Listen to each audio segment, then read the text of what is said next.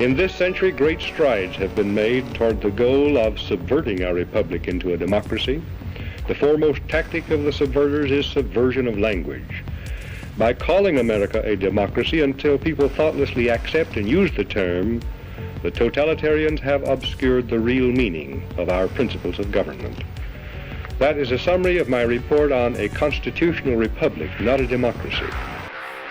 Welcome back to Notify America. We have multiple pressing stories to get to, stories that include Western leaders now being questioned over their role in Russia's invasion of Ukraine and prolonging the war as well after Tucker Carlson's Putin interview continues to ripple around the globe. We'll show you what we mean.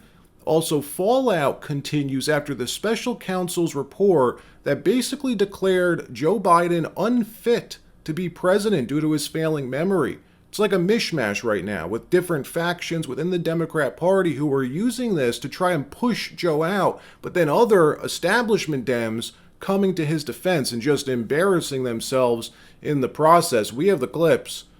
Also, is another war about to spring up? This time not in the Middle East or in Europe or Asia, but in our own hemisphere.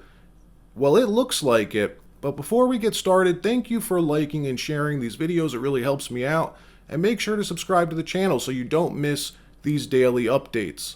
President Biden has reportedly given Israel a 45-day deadline to report on any international law violations committed in Gaza, threatening to stop future aid if the deadline isn't met. This is the first time that the Biden administration has publicly pushed back on the Netanyahu government, stopping short, though, of accusing them of genocide or breaking any laws, but enough, in their minds at least, to placate the large Muslim voting base here in the United States, a voting bloc who in recent polling has made a remarkable shift from being firmly in Biden's camp to now disapproving of his policies. Many even publicly saying, politicians I'm referring to, Democrat politicians, that they will not be voting for Biden in November due to his support for Israel. In another story, Venezuela deploys tanks and armored carriers to the Guyana border after months of threats by Venezuela's socialist president Nicolas Maduro to annex part of the oil-rich country. If Maduro does this, by the way, it would secure Venezuela access to one of the world's largest oil deposits, and unfortunately would be the start to a third hot war breaking out under Joe Biden's watch. On Friday, Venezuela's military released satellite images and videos on social media likely to try and obtain some kind of leverage in this land dispute. Even though if Maduro was to actually enter Guyana, he'd likely find out real quick the meaning of mess around and find out, because the international response would likely be swift and severe and would probably result in his ousting, the ousting of Maduro. Finally, the United States has wanted to overthrow Maduro for years. The Trump administration and CIA tried using Juan Guaido to implement a coup, having virtually all Western countries claim that Juan Guaido was the interim president of Venezuela, just anointing him as president during the Trump administration, even though nobody voted for this guy. Now that lasted for about a year before epically failing and falling apart. Juan Guaido, by the way, is now living in Miami with his family, far away from the claws of the Maduro regime. We'll keep an eye on this, as a third hot war would be devastating for the White House, politically speaking.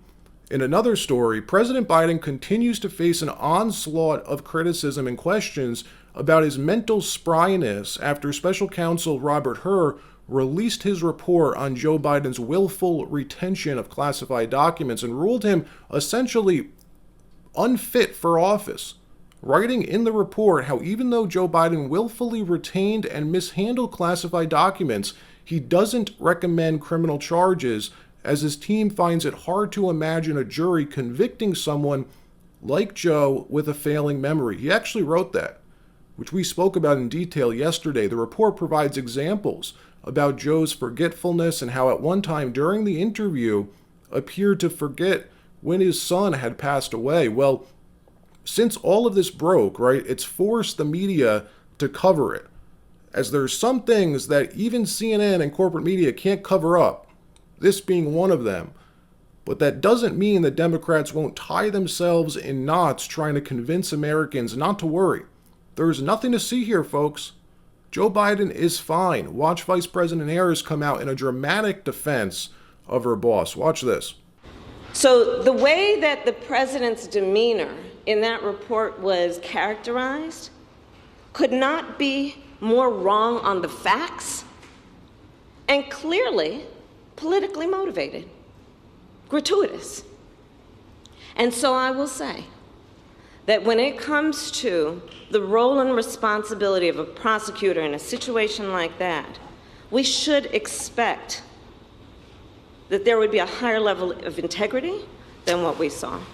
Then we have this exchange with Connecticut Democrat Dan Goldman as he tells CNN's Jake Tapper why Joe Biden is sharper than anybody he's ever spoken to.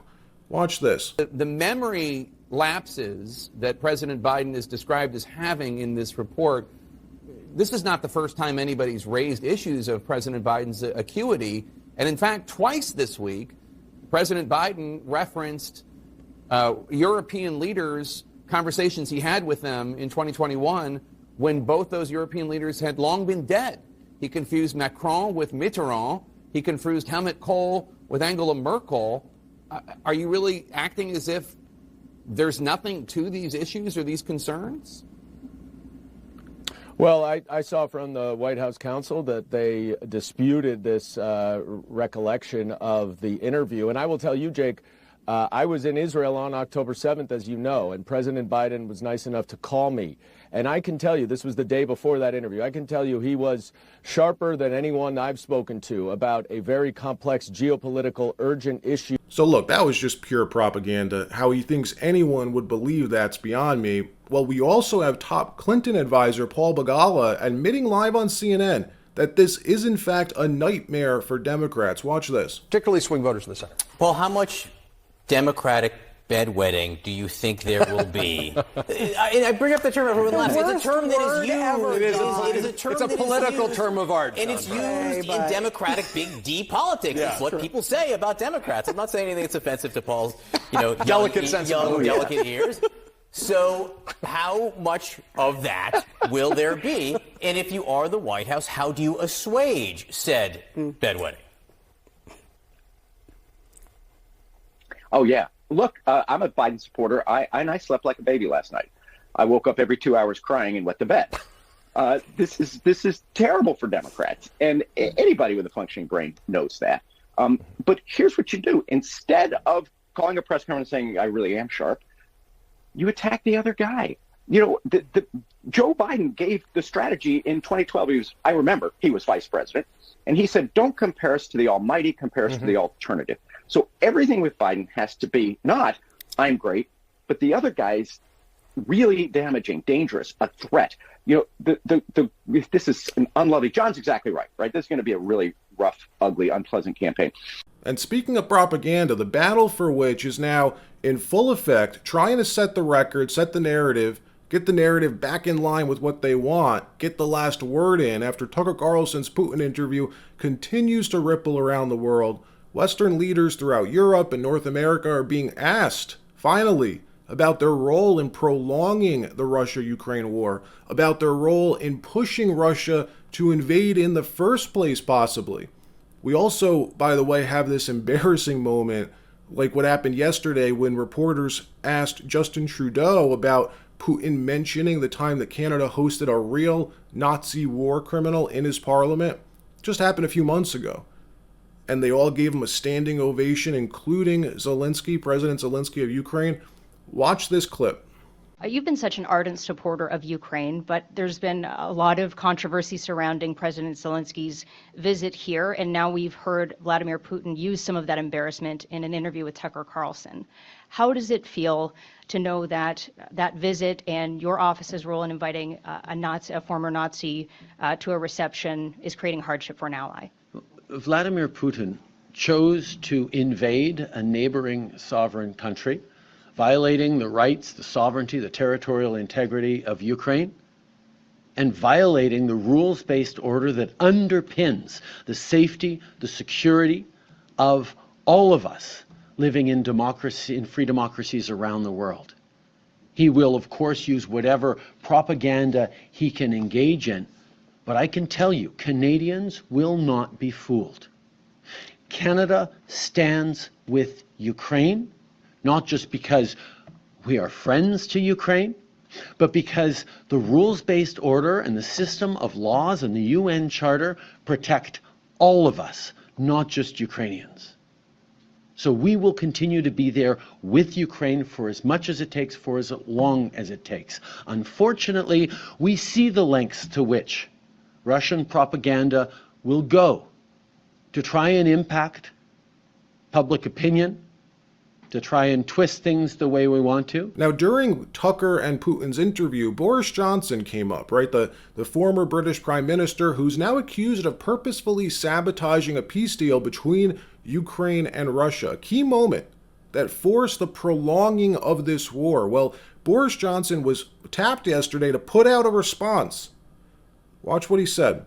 Around the world, people are watching that ludicrous interview with Vladimir Putin conducted by Tucker Carlson, and we must not fall for this tissue of lies, above all for the notion that Putin is somehow fated to succeed in Ukraine. On the contrary, he is doomed to fail. Read about it in the Daily Mail. Look, it's clear that the West is trying their damnedest to keep their narrative alive. That's what they appear to have been worried about, at least partially, with this Tucker interview. Something in this interview that sticks, maybe, right? That pushes more political gridlock here in the States and in Europe, that prevents the ongoing support of Ukraine. And the reason is because it's clear that in order to convince a population to support war, they need to lie. Generally, people don't like war. And with all the facts in front of them, would rarely, if ever, support going to war. So in order to convince your population, to convince your people, you need to control the information that they hear, like saying protecting democracy. We hear that constantly. That's why we're doing this. That's why we're supporting Ukraine, to protect democracy. Or how about Chuck Schumer's new line?